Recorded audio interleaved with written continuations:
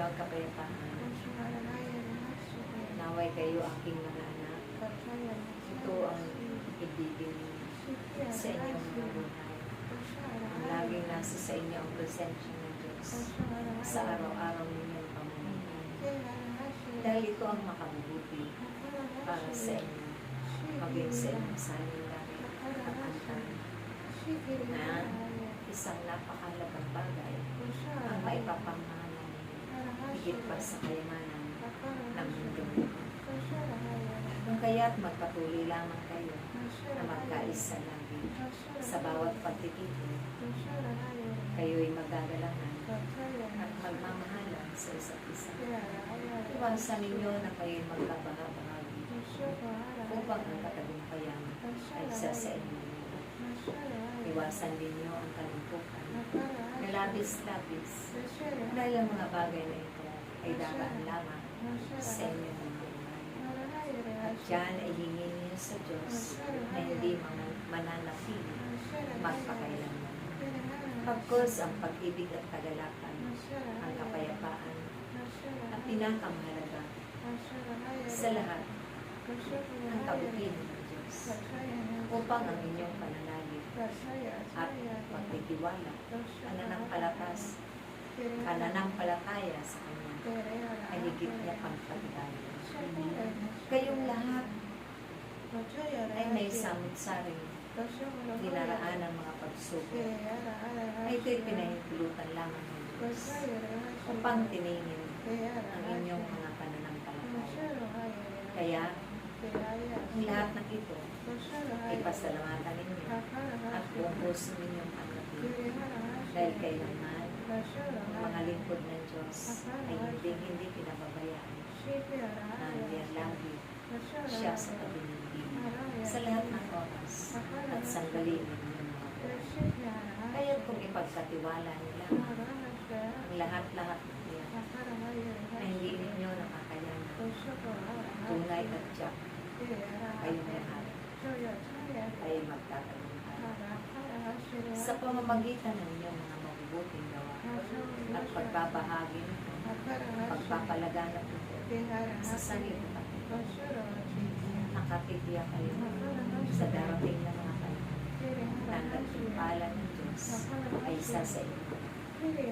Naway aking mga anak, marami pa kayong mga anak na mga tupa na may lalapit ninyo sa banal na kanan ng Diyos. Yan din ay inyong hingin dahil ipapanalangin nito kasabay ninyo ang aking bugtong ng aking ina, Birhen Maria, na ako ang bugtong anak na nagpapaabot sa inyo sa araw na ito.